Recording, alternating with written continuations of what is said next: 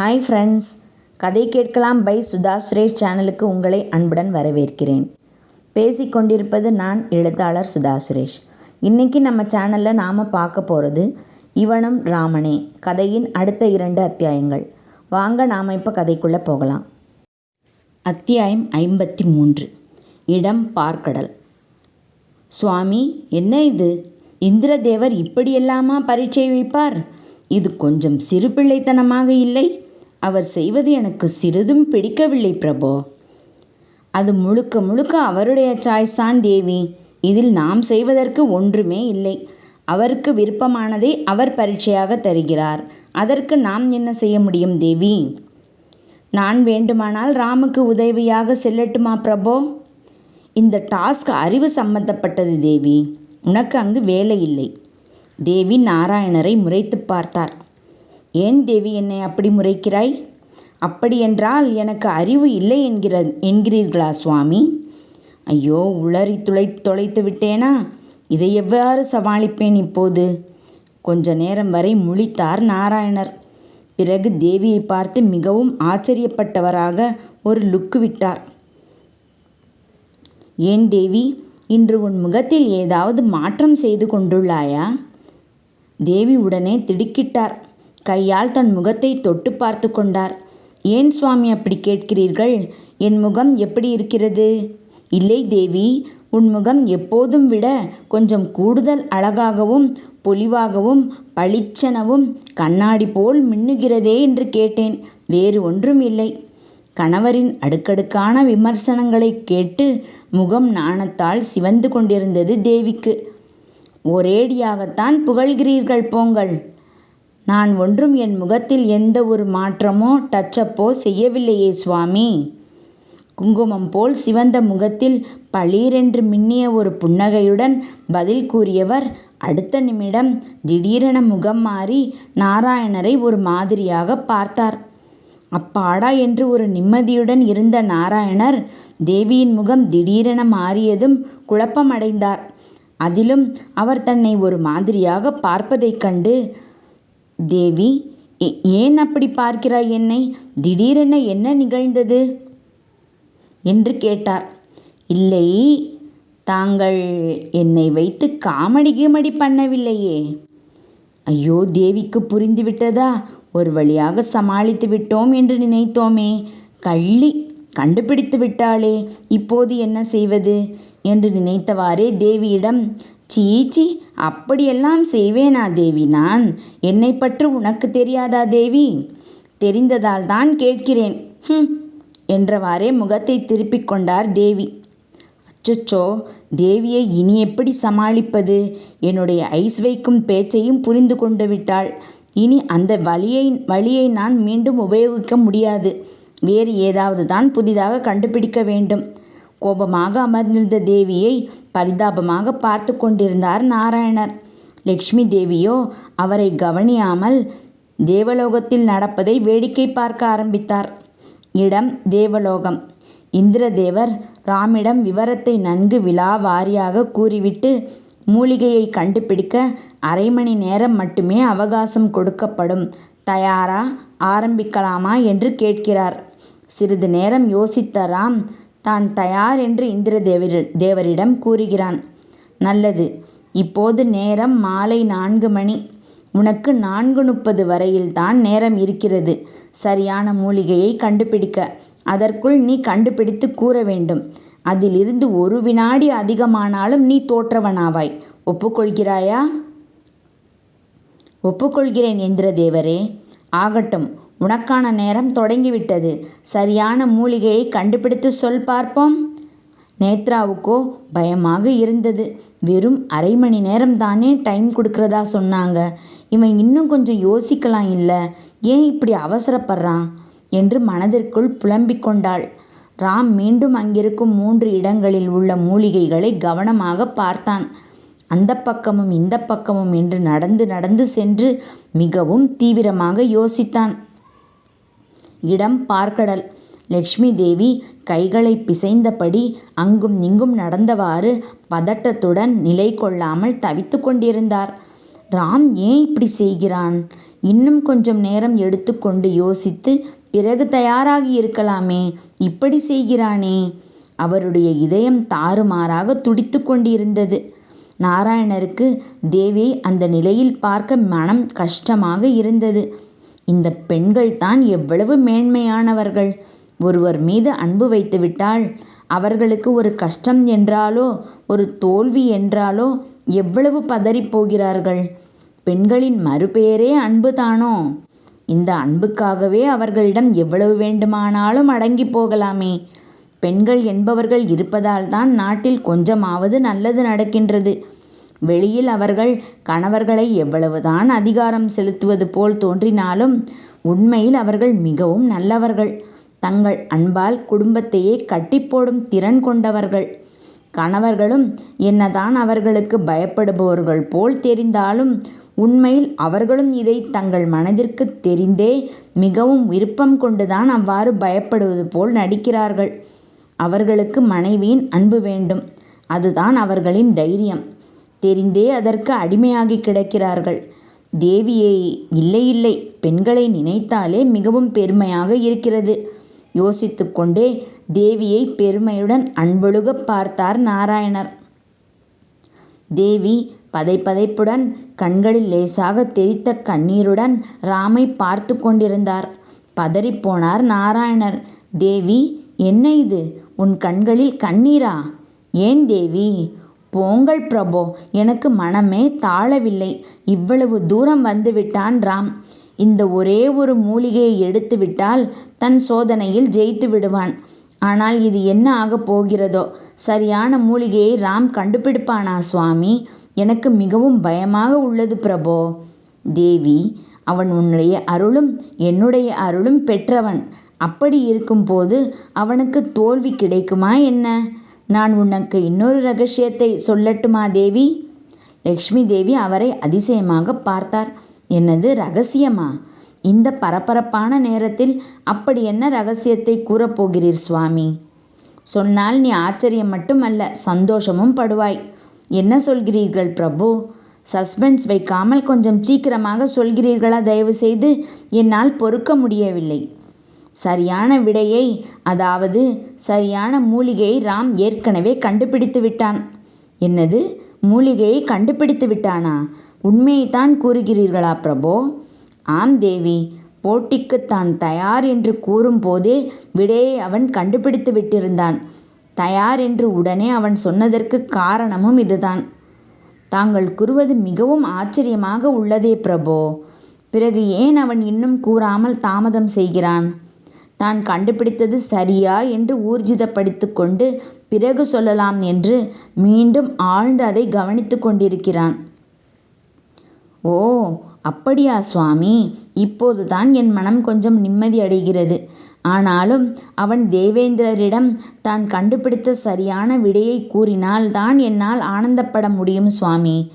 தேவி, அங்கே பார், நீ எதிர்பார்த்தது இப்போது நடக்கப் போகிறது.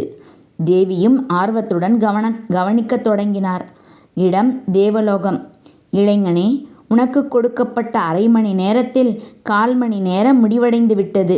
இன்னும் 1/4 மணி நேரம்தான் பாக்கி உள்ளது. விரைந்து நடக்கட்டும். இந்திரதேவரே, நான் மூலிகையை கண்டுபிடித்து விட்டேன். என்ன சொல்கிறாய் இளைஞனே?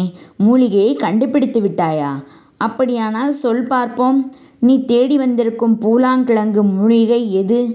இதோ இரண்டாவதாக அந்த வட்ட வடிவமான குளத்தின் நடுவில் இருக்கும் மண்மேடையில் இருக்கிறதே, அதுதான் பூலாங்கிழங்கு.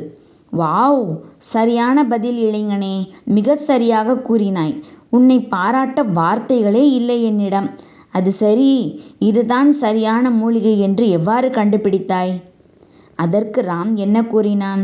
சரியான மூலிகையை எதை வைத்து கண்டுபிடித்தான்? பார்ப்போம். அத்தியாயம் 54.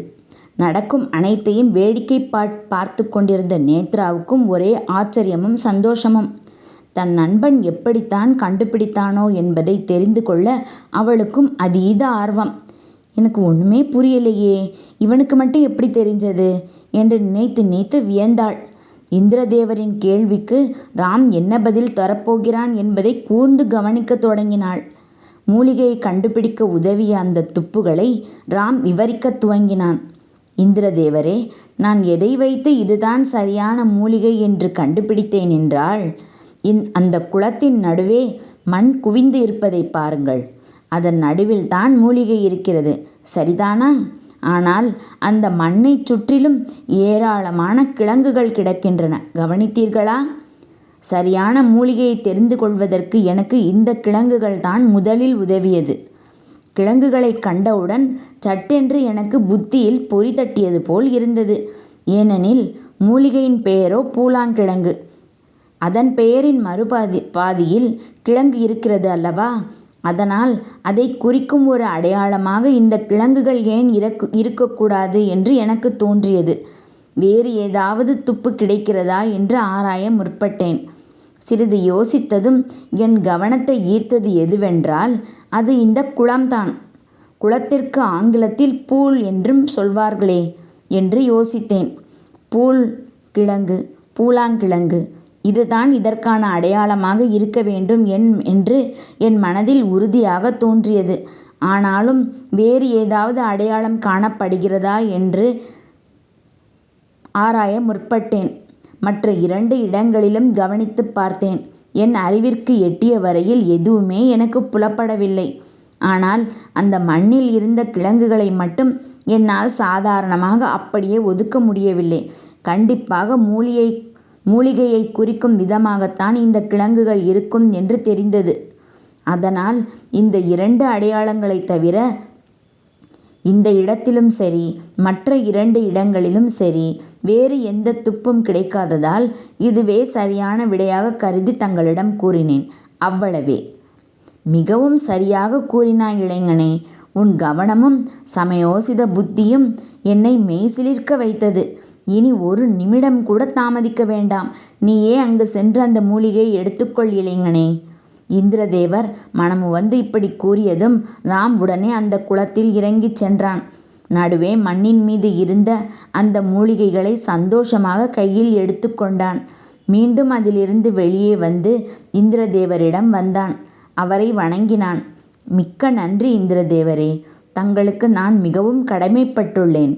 என் எண்ணம் ஈடேறியதில் மிகுந்த சந்தோஷம் கொண்டுள்ளேன். நான் உங்கள் இருவரையும் சந்தித்ததில் எனக்கும் மிக்க மகிழ்ச்சி இளைஞனே.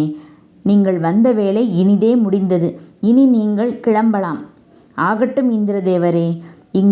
இந்த தேவலோகத்தில் எனக்கு கிடைத்த அனுபவத்தை நான் என் வாழ்நாள் முழுவதும் மறக்கவே மாட்டேன். மிகவும் அற்புதமான அனுபவம். அதற்குள் நேத்ராவும் அருகில் வந்து அவரை வணங்கினாள். நாங்கள் புறப்படுகிறோம் இந்திரதேவரே. என் வாழ்க்கையில் நான் தேவலோகத்திற்கு வருவேன் என்றும் தங்களை எல்லாம் பார்ப்பேன் என்றும் கனவிலும் நினைத்ததில்லை. இங்கு மிகவும் சந்தோஷமாக இருந்தோம். ராஜ உபச்சாரம் செய்து எங்களை கவனித்தீர்கள். மிக்க நன்றி. பெண்ணே, உன்னையும் கண்டிப்பாக பாராட்டியே ஆக வேண்டும். இத்தனை தைரியமாக உன் நண்பனுடன் புறப்பட்டு வந்து பல சாகசங்களை நிகழ்த்தியதுடன் மட்டும் அல்லாமல் பல இக்கட்டான நேரங்களில் அவனுக்கு நீ ஊக்கம் தந்து மிகவும் பக்கபலமாய் இருந்திருக்கின்றாய். நாட்டில் உள்ள எல்லா பெண்களுக்கும் இப்படியே எந்த பயமும் கொள்ளாமல் எதையும் தைரியமாக எதிர்கொள்ளும் சாமர்த்தியமும் மட்டும் இருந்துவிட்டால் போதும். நாட்டில் நடக்கும் பல குற்றங்கள் குறைவதற்கு வாய்ப்புகள் இருக்கின்றன. இனி உன் வாழ்க்கையில் எப்போதும் சந்தோஷம் மட்டும்தான் காண்பாய் பெண்ணே. போய் வா. இளைஞனே, உங்களுக்காக வெளியே புஷ்பக விமானம் காத்திருக்கிறது. அதில் ஏறிக்கொள்ளுங்கள்.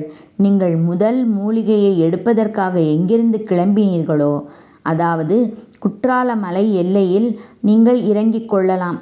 இனி நீ உன் மனைவியுடன் சந்தோஷமாக பல்லாண்டு காலம் வாழ்வாய். மங்களம் உண்டாகட்டும். இருவரும் மீண்டும் அவரை ஒருமுறை வணங்கிக் கொண்டு விடை பெற்று வெளியே வந்தனர். அங்கு புஷ்பக விமானம் அவர்களுக்காக தயாராக காத்திருந்தது. இருவரும் அதில் ஏறிக்கொண்டனர். உடனே அது பறக்கத் துவங்கியது.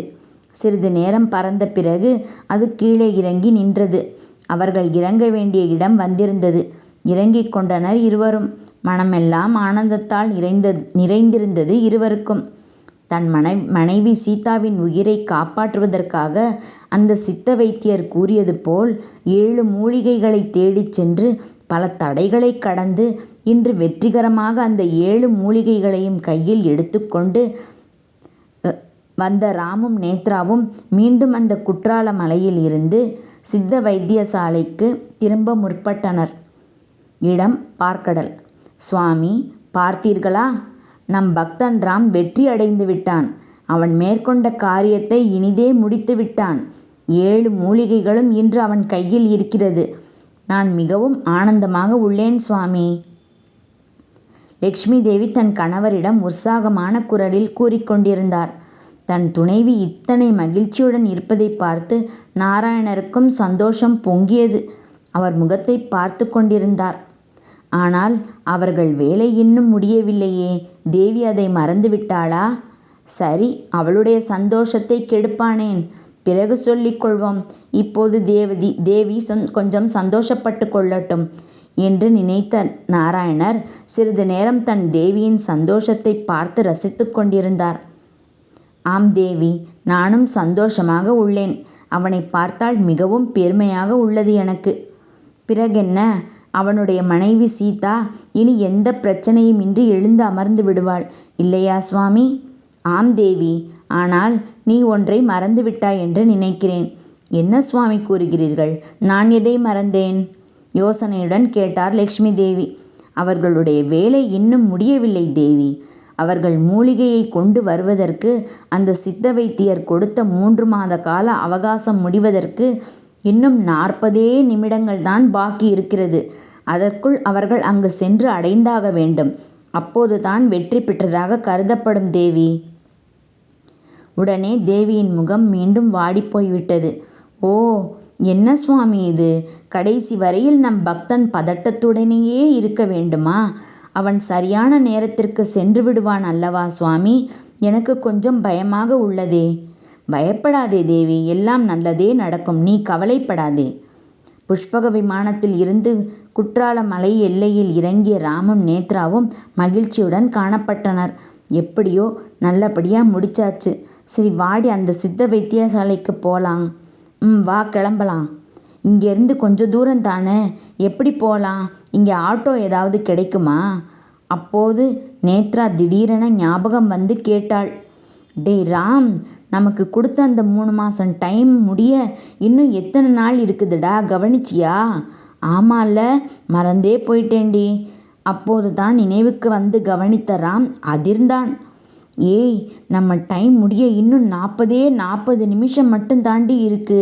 அதுக்குள்ளே நாம் அங்கே போயாகணும். சீக்கிரம் வா. இருவரும் பதட்டத்துடன் ஆட்டோவை தேடி ஓடினார்கள். என்ன ஃப்ரெண்ட்ஸ், இந்த பகுதி உங்களுக்கு பிடிச்சிருந்ததா? பிடிச்சிருந்தால் லைக் பண்ணுங்கள், கமெண்ட் பண்ணுங்கள், ஷேர் பண்ணுங்கள். நான் அடுத்த அத்தியாயங்களோட சீக்கிரமாக உங்களை சந்திக்க வர்றேன். அதுவரை நன்றி கூறி விடைபெறுவது நான் சுதா சுரேஷ். பாய் மக்களே.